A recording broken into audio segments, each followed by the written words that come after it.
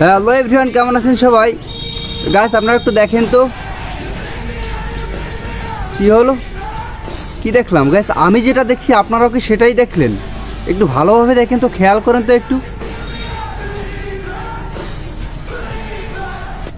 তো কবর জিয়ারত করতে গেছিল আবু সাইদের মনে হয়, আর এটা তো আমাদের আসিফ সাহেবের মতোই লাগে, আর তার হাত তো এইটাই মনে হয়, এই তারই তো হাত মনে হয়। আমরা একটু দেখি, ভালোভাবে দেখি, একটু ওয়েট করি। তো আপনারা দেখেন তো।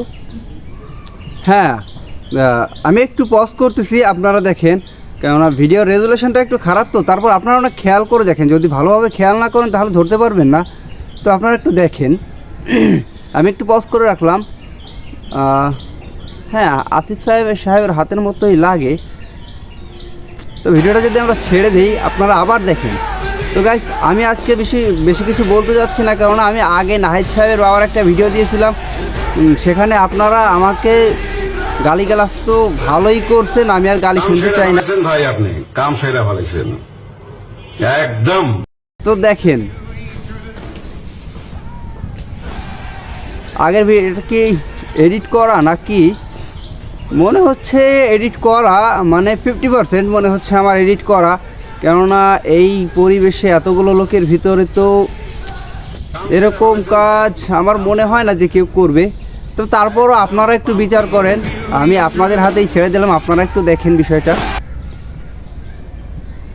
হ্যাঁ, আপনারা যেটা দেখছেন, আমি যেটা দেখছি আপনারা কি ওইটাই দেখছেন, আর আমি যেটা বুঝছি আপনারা কি ওইটাই বুঝছেন? তো গাইস, আপনারা অবশ্যই কমেন্ট বক্সে জানাবেন যে বিষয়টা আসলে কি। আমি ভালো বুঝতেছি না, যার কারণে আপনাদের কাছে উপস্থাপন করলাম বিষয়টা। যদি তিনি সত্যি এরকম করে থাকেন তাহলে তো আর বলার কিছু নাই।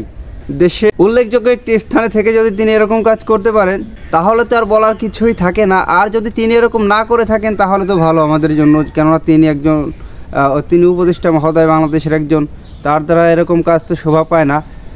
আমি আশা করি তিনি এটা করেননি, হয়তো বা এডিট করা। তো গাইজ, ভালো থাকবেন, সুস্থ থাকবেন, দেখা হবে অন্য কোনো ভিডিওতে। কাম সেরা ফেলেছেন ভাই, আপনি কাম সেরা ফেলেছেন একদম। বাম্পার মারছেন এবার।